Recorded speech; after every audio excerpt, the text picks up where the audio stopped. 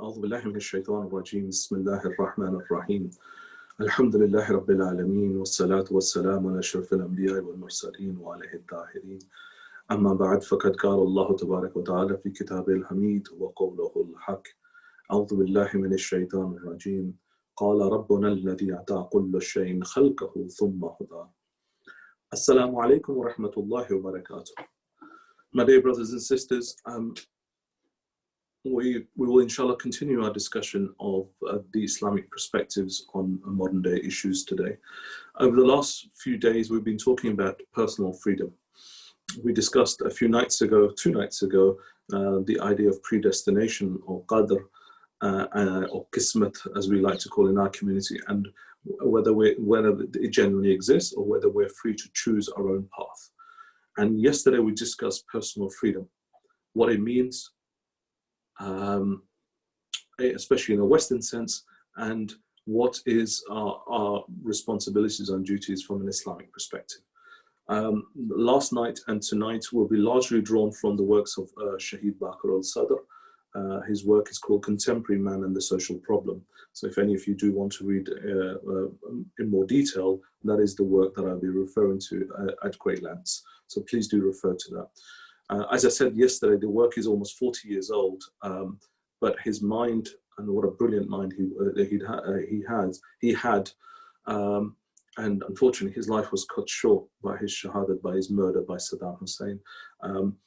His mind, almost over 40 years ago, was able to perceive some of the problems and some of the issues we're having today. So such a great intellectual man, and such blessings that we have in our community amongst our ulama, that their intellects are far, far superior to anything else in, I would say, I'd be brave enough to say, in regards to many other communities, which we are truly blessed as a community. So yesterday we talked about personal freedom. Today we're going to talk about social freedom. So the West has this idea of social freedom, and it's something that if you look at any movement, whether it's in the Middle East or whether it's in South Asia, any movement, they all ask for freedom, both personal and social. Social being both economic, intellectual, and political. You see this movement now in Saudi Arabia, the pressure on the leadership to provide people with freedom to dress as they want, freedom to say what they want, freedom to live their lives as they want, freedom to give and use their labor and capital as they want. Okay, so this movement exists, and the pressure is on many of the Islamic countries to adhere to this movement. And we live in a Western democratic system where we're told that we have lots of these social freedoms, and indeed we do. Indeed we do. And we'll discuss some of the restrictions that are around them and why those restrictions have come about, but we do have those social freedoms. But we'll today provide, inshallah, an Islamic perspective and also a critique that Shahid Bakr al-Sadr provided on these particular issues. On this particular issue. So let us start off with what is social freedom. So for social freedom to exist, Shahid Bakr al-Sadr said that 4 freedoms are constituents of this freedom. So 4 freedoms have to be there for social freedom truly to exist. And what are those four freedoms? First is personal freedom. If we're not free to do as we want, as to think what we want, then the society will not be free. So that we discussed yesterday. Now, today we're going to discuss the other 3 freedoms. One is intellectual, the other is political, and the final one is economic. Intellectual, political, and economic. If I'm allowed to think as I want to think, then I'm intellectually free. Okay, so I can sit at home, I can think whatever I want to think. And whatever thoughts I have, whatever ideas I have, I'm allowed to do that. But you'd say that, hold on a minute, that exists in other cultures. You can sit at home, come up with whatever ideas you want. The issue is, can you broadcast those ideas? Well, in the Western world, you can broadcast those ideas to an extent, to a limitation. And what is that limitation? So I can go on YouTube, I can go on rant and rave and express my views about different topics. There's no restrictions on that. There is one restriction though, and that's libel rules. I can't offend, I can't be obscene, I can't be rude, I can't lie about someone. I can be rude, I can be that, but I can't lie about someone, because that will fall under the libel rules. Now, we discussed this yesterday. I am free as long as I don't impinge on someone else's freedom. I can say whatever I want as long as I don't impinge on someone else's reputation. And it seems like a very reasonable rule to have it in the wider society. The question Shahid Bakr al-Sadr raises, and he raises a very valid question, is we have all of these thoughts. All of these people have all their independent thoughts. How do these ideas become accepted in the wider community? How does this intellectual idea, so say I have good thoughts, how does that come? Do I go on YouTube and rant and rave and say, I have this brilliant idea, the whole community should adopt it? And is it adapted that way? And the answer is no. We have some brilliant minds, some great ideas. It doesn't have to be Islamic, but it could be some Western people coming with some great ideas, but they don't necessarily get adopted or adapted in the community. That's because we have no mechanism for that to happen. So I'm free to think. I'm free to think in the Eastern world, in the Western world, in the Islamic world, in the non-Islamic world. Doesn't matter where. I'm free to think at home. So that there's no beauty in that. But the problem is, how do we translate those good ideas into what the wider community adopts?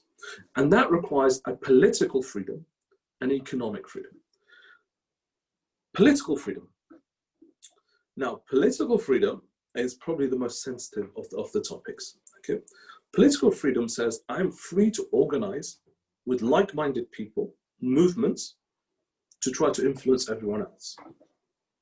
Okay, so I can organize my own political party. I can set up my own political party today and stand for elections. There's no restrictions on that at all. If we have an idea, I can go to Hyde Park Corner. I can go and shout and scream with my own gathering. I can go and demonstrate. That is expression of my political views, right? So all of these things exist. So the political freedom, organize myself with like-minded people, exists. And on the surface of it, it seems like a wonderful idea. I have the intellectual freedom, and now I have a way of expressing that intellectual freedom. Those thoughts that I have sitting at home, I have a way of expressing them in the public domain. And that is the political freedom. I can organize demonstrations, I can stand for parliament, I can publish leaflets and books. There's no restrictions. I can express my views as I want. I can go on YouTube, I can go on TikTok, or whatever I'm doing. I can prepare a video, I can share it, as we're doing today. We have our Majlis, and we're sharing those views publicly. Okay? So there's political freedom, and on the surface of it, it sounds like a great and fantastic idea. The final freedom is economic freedom. So economic freedom is myself, my labor, my body. I can use that, I can sell it at whatever price I want. That is effectively what a wage is. I'm selling my services, my labor to someone else in exchange for money. Okay, I can go and work for whoever. I'm not compelled. I'm not enslaved to going into the mines or to work on a farm attached to a landlord. I am free. I can go and work for whoever I want to work for. And it's a negotiation between me and the owner of the business as to what the salary is. And again, it sounds like I'm free. I can go and work for this person, that person. There's no restrictions around me. I can do whatever I want.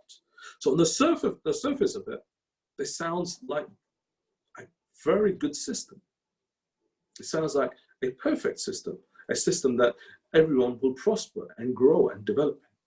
But as we observed yesterday, and as I said, as Shahid Bakr al-Sadr observed yesterday, there are some inherent problems. As we observed yesterday with personal freedom, if it's not anchored with the fitrah that is inside us, then you will develop problems, whether it's psychological, spiritual, emotional, whatever you want to label these problems, you will develop those problems. And so we will have problems in the social freedom spectrum as well. What are some of those problems that we'll have? The first one, with regards to intellectual freedom. And Shahid Bakr al-Sadr quotes two verses of the Holy Quran. Let me start off with the first one. There's two verses from Surah Tawbah, Surah number 9 in the Holy Quran, verses number 31 and 32. اتخذوا أحبارهم ورهبانهم أربابا من دون الله والمسيح ابن مريم وَمَا عَمِرُوا إِلَّا لَيَعْبُدُوا إِلَهًا وَاحِدًا لَا إِلَهَ إِلَّا هُوَ سُبْحَانَهُ عَمَّا يُشْرِكُونَ. They have taken their doctors of law, the rabbis, and their monks for lords besides Allah. And also the Masih, son of Maryam, Hazrat Isa alayhi salam, and they've enjoined that they should serve, and they were enjoined, so they were commanded, they were instructed to serve only one Allah. There is no God but He, and far be it from His glory for what they've set up. So Surah Tawbah talks about, verse number 31 talks about the Jews and the Christians of the time of the Holy Prophet having taken up their rabbis and their monks as their lords. Now, if you look through the history of both Judaism and Christianity, at no point, probably the only person that comes close to it is the Pope, but at no point have we ever seen Jews or Christians worship their rabbis or their priests. Okay, at no point. At no point do we see that. Okay, so what is this verse really saying? Well, we have to read the next verse of the Quran, verse number 32, to understand what Allah subhanahu wa ta'ala is saying by they have taken them as their Lord. يُرِيدُونَ أَن يُطْفِئُوا نُورَ اللَّهِ بِأَفْوَاهِهِمْ وَيَعْبَ اللَّهُ إِلَّا أَن يُتِمَّ نُورُهُ وَلَوْ كَرِهَ الْكَافِرُونَ. They desire to put out the light of Allah with their mouths, and Allah will not consent save to perfect His light, though the unbelievers are averse. So, what is it that these people have done? The Christians or Jews of that time, and I would say also the Muslims of today, they have raised certain people, certain rabbis, certain priests and monks, certain imams, or scholars, so-called scholars of today. They've raised them to become their intellectual leaders. And the intellectual leaders are influencing their thought process. They're influencing their thought process. And they desire to put out the light of Allah. يُرِيدُونَ أَن يُطْفِئُوا نُورَ اللَّهِ بِأَفْوَاهِهِمْ وَيَعْبَ اللَّهُ إِلَّا أَن يُتِمَّ نُورَهُ. So they want to put out the light of Allah with their words. They're so-called representatives of God, but there they are trying to put out the light of Allah subhanahu wa ta'ala. Why? Because people have chosen them to be their influencers, their leaders, their intellectual leaders. People have become lazy. They can't think for themselves. Islam came to question every single person. It doesn't matter how well educated you are, whether you've been to university, whether you've been to school. Everyone has to have a rational basis for why they believe in Allah subhanahu wa ta'ala. In Usul al-Din, there is no taqleed. In Usul al-Din, I say again, in Usul al-Din, there is no taqleed. You have to think about it yourself. This is where Shaheed Baqir Hassan makes the observation. Islam came to establish a rational framework for every human being. So so-called freedom, you're free to do and think about it as you wish. Actually, that's not the case. The example he gives is a wonderful example. It's like me telling you, you're free to swim. Go and swim in the sea. You're free. There's no restrictions. COVID restrictions are over. You can go to the beach, go and swim. You can go and swim in the sea. But some of you have not learned how to swim, have not been taught how to swim. Some of you might turn up to the sea, have floats, have armbands, so you can float in the water, you can survive. The rest of you, or the rest of us, can barely swim. But we have been told we are free to do it, but we've never been taught. We've never been asked. We've never had the training. We've never been invited. So you're free to think, you're a free thinker. In actual fact, we've never been trained to think. We've never been allowed to discuss those topics. This is the beauty of the 10 nights of Muharram that we have. Thought-provoking lectures are happening on every corner. Today, you're blessed. If you find what I'm saying of no interest, you can turn and listen to someone else, and you're finding some wonderful, wonderful speeches on different topics. So we're blessed today that the debates are happening, our minds are being awakened. But at the same time, we observe quite clearly there are leaders that are coming to the forefront, that are influencing the vast majority of people intellectually, using Quran and Hadith for declaring other Muslims as kafir, for encouraging one set of Muslims to kill another set of Muslims, never mind non-Muslims, but Muslims killing each other. That is intellectual freedom. These people are free. They can speak as they want, but there's nothing anchoring them to the truth. There's nothing anchoring them to the actual word of God.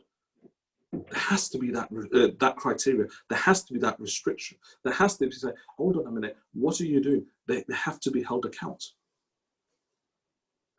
So these so-called leaders that people have allowed to become their lords, they're there to jeopardize the beliefs of people and to try to put out the word of Allah. But Allah subhanahu wa ta'ala declares, no one's going to put out the light of Allah subhanahu wa ta'ala.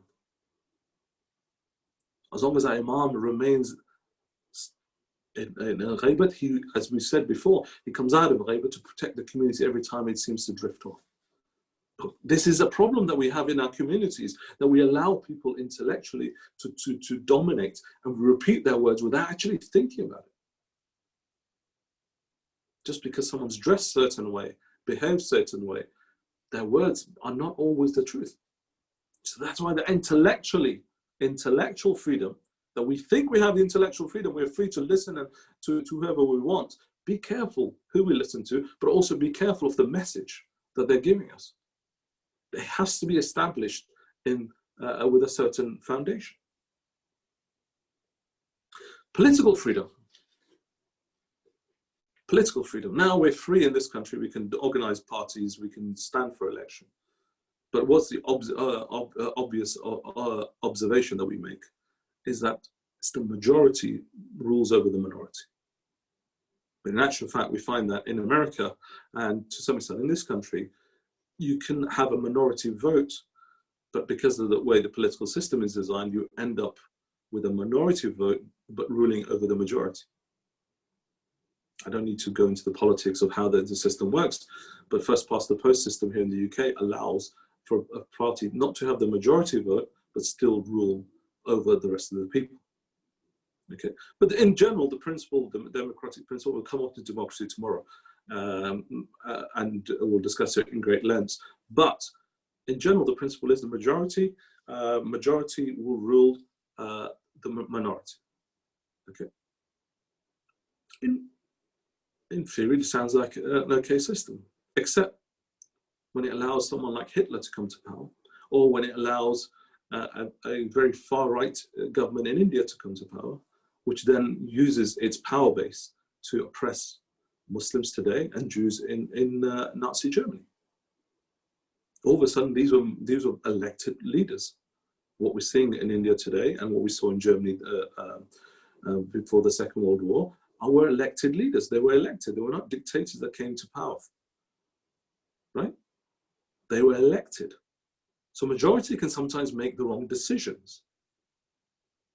The majority can sometimes make the wrong decisions. So again, we don't have a criteria. We don't have an ethical foundation for this. Shaykh Bakr al-Sadr then quotes a wonderful verse of the Holy Quran, which gives you an insight into what really goes on when people seek power, when people are pushing for power. He quotes from Surah Qasas, Surah number 28, verse number 4. And he quotes the example of Pharaoh. And Allah subhanahu wa ta'ala in this verse explains how Pharaoh became so powerful. Pharaoh, 3,000, 4,000 years ago, maybe, roughly that kind of time. So how did Pharaoh become powerful? Inna Fir'aun ala fil ard wa ja'alu ahlaha shiya'an yastad'ifu ta'ifatan minhum yadhabbihu abnahum wa yastahyi nisahum innahu kana min al-mufsidin. Surely Pharaoh exalted himself in the land and made its people into parties. Made its people into parties. وَجَعَلَ أَحْلَهَا شِيَاعًا. Shiya'an, you know, Shia, right? Into parties. يَسْتَضْعِفُ طَائِفَةٌ مِّنْهُمْ. Weakening one party from amongst them. This one party was obviously the Jews. But what do we see? To preserve your power, what are you going to do? You're going to divide and rule. A basic principle, and that is that we've seen with our own eyes across the emerging world. In India, Pakistan, they divided the place before they left the British. Today in Iraq, attempted to divide along the Sunni Shia, along the Arab Kurd, along the Persian Arab. There are always divisions, always divisions, always an attempt to divide the communities. Blacks versus whites, middle class versus working class, always divisions. There's always classifications. How do you stay in power? If you can't get the majority vote, how do you stay in power? Not by not allowing the people to unite. And inshallah, tomorrow when we talk about democracy, we'll put forward what is the Islamic perspective is on them. But today it's sufficient to say that the way to stay in power and the way Pharaoh became so powerful almost 3,000 years ago, he divided the communities. So you're the ruling elite, you're the Egyptians, you're the Jews, you're the slaves. He divided the community. He puts them into parties. So we have to be careful today. If you really want political influence and power, then we need to unite with other people on the same platform. And inshallah, we'll discuss that in detail tomorrow. Now, I've been told off for going way over my time limit. I'm getting close to that again today, so I'll promise I'll keep it brief. Now, economic freedom. And economic freedom, I'll be honest with you, when I was reading through Shaheed Bakr al-Sadar's analysis on this, I actually got goosebumps, and I haven't had those for a very long time when reading a piece of work. But his analysis on it was superb. Okay, so economic freedom is I'm free to do whatever I want. However, there's a problem, and this is a well-established problem. If you look at communism versus capitalism, you'll see this problem. The problem is between labor and capital. Labor is me. I want to go and work and get some money. And the way I do it is I sell my services. I sell my labor. Capital is someone who's got a business and says, okay, I need you to come and work for me, and I will pay you a wage. But he's got an incentive, or she's got an incentive who's running the business. She needs to pay me the least amount as possible, so that when she sells her services or product to someone, can have the highest margin, have the highest profit. Very simple. The analysis is very simple. Thousands and thousands of books and papers have been written, but the analysis is very simple. Labor says, I need the most, and the capitalist says, no, I need to pay you the least. And there's a tension, and there's a tension, and there's a tension. And eventually that tension, communists say that tension will lead to a revolution, and it happened in the Soviet Union. Others will say that tension can be addressed by regulation, by putting in minimum wages and protecting labor, okay? But there is that tension. So economic freedom is, we're not free. Well, we are, but I still need to live. So if I can't get the salary that I want, then I end up, or if I can't get a job, I end up begging, okay? So there is a problem. So even in these prosperous Western society, we have people sleeping rough on the streets. We have unemployed people. So what is the West designed? It's designed a social safety net to protect people through unemployment benefits, through housing benefits and so forth. Okay, so they've saw that it was an issue, and they put these mechanisms in place. This came all after the Second World War. Remember, there was an explosion of freedom after that, and there was pressure for governments to do something. But slowly, there's been an attempt to dismantle that. Okay, I don't want to get into the politics of it, but I'm just sort of describing that is a tension. The economic, I am free to sell my labor, but actually I'm not, because on the other side, the person buying my labor is trying to buy it at the cheapest price possible. It's going to give me the lowest wage possible, because he or she needs to make the most amount of money possible. And over time, they're becoming more and more dominant. They'll move jobs from the UK, from America, to the cheapest place in the world, whether it's China, now they're moving jobs from China to other parts of Asia because the labor is even cheaper. Okay, so that is an issue with the labor. Now, this is where, as I said, when I read this, I was gobsmacked and also very, very impressed with the analysis and the solution that Shaheed Bakr al-Sadr puts forward. He quotes 3 hadiths. So let me quote you the first one. He says, the ruler in Islamic world, the ruler receives wealth and has to distribute it in 8 shares, according to the commandments of Allah. To the poor, to the destitute, to the tax collector, to those who do not mind helping Muslims, to slaves, to those incapable of paying their debts, and in the way of Allah, and to the wayfarer who is unable to return back to home. I don't have time to go through each category, but effectively, what's he covering off? He's covering off the unemployed, he's covering off the civil service, he's covering off non-Muslims, he's covering off those in deep debt, he's covering off refugees, and then he has a general category for anyone else that doesn't fall into that, the unemployed, the destitute. So he's covering off all of those things. So as the money comes in,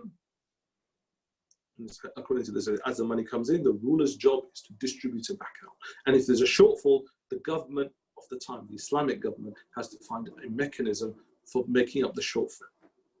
If there's excess, then they keep the excess. But that is the rule. Now, I know what you're thinking, saying, okay, Brother Faisal, that's great, but we don't live in an Islamic country. So how do we apply Islamic principles to economic freedom? How do we provide that? And Shaheed Bakr al-Sadr comes up with a very interesting idea. He calls it insurance in an economic sense or an Islamic perspective. So insurance. Okay, so we go about buy insurance. No. And he quotes 2 hadiths which should clarify this point. The Muslim is the brother of every Muslim. The Muslim is a brother of every Muslim. He neither does him injustice nor does he abstain from his rescue. He does not deprive him. Therefore, Muslims have to persevere, visit each other, cooperate with each other, and console those who are in need. The Holy Prophet established brotherhood in Medina. He made one brother, the Ansar, responsible for the other brother, the Muhajir. The Muhajir was the refugee who'd come from Mecca to Medina. And he said, you take them into your house, you're responsible for them. So that principle of brotherhood was established there. Shaheed Bakr al-Sadr is saying, by quoting this hadith, he's saying the same principle applies to us today. It's our responsibility. It's our responsibility to go out in our community, not just directly in our Shia community, in our Muslim community, but also into our wider neighborhood to see who's destitute, who needs help. But let's stick initially to the Muslim. So the Muslim is the brother of every Muslim. You cannot do injustice, and you cannot abstain from rescue. So if you know that a brother or a sister is in trouble, then you need to step in to help them. Do not deprive him. If he needs something, you can provide it, give. Visit each other. Jummah, Salatul Jummah is one way that we can connect with each other. I mean, the beautiful thing that I pray, quite often pray in London, in a mosque in Mayfair. And the beauty of going into that mosque, I'm gobsmacked every time I go in. I say, Allahu Akbar. There are cleaners who clean the city. There are taxi drivers. There are some of the richest people that you can imagine. Mayfair is the probably most expensive part of London. They're all standing shoulder to shoulder in Salatul Jummah. Islam brings everyone down to the same level. So you're brothers. You're brothers, you're there to help. The richest and shoulder to shoulder with the poorest, with someone who's cleaning the streets. The amusing thing is taxi drivers and the parking attendants are all doing Jummah together. So there's a race, who gets out first. But that's the beauty. That's what Islam does. It brings everyone to the same level. You're not superior in any way. No, before Allah subhanahu wa ta'ala, you're all the same. And you have responsibility. So the brother that has the wealth has a responsibility. It's not just about money. It's about knowledge. It's about information and advice, which is what we lack quite often in this world. People don't need money. They have money, they have wealth, but they actually need some help. It's guiding the youth in their choices in the university with their A-levels and their careers. If you can do that, provide that. That's your responsibility. And then he quotes a really strong hadith. This is the bit that really shook me. Any believer, this is the hadith, any believer of the Ma'sumin, any believer who denies another believer the use of something which he needs while he or someone else is able to let him do it, then Allah will resurrect him on the day of judgment with a darkened face, his hands tied up to his neck, and it will be said that this is a traitor who betrayed Allah and his messenger. So if you have the means and you know there is someone in the community that has the requirements, they shouldn't be asking, you should be offering. And that is the insurance, that's the economic insurance. As I said today, it's not about money. I don't need money, but I might need the advice. I might need the support. I might need the work experience to get me the job that I want. It's a totally different mindset. Okay, start off with those fellow Muslims in the community, but that should be spread to the wider community. Inshallah, we'll discuss this tomorrow as to what we can contribute to the wider community. My time is up. Inshallah, brothers and sisters, we'll continue this topic tomorrow. Wassalamu alaikum wa rahmatullahi wa barakatuh.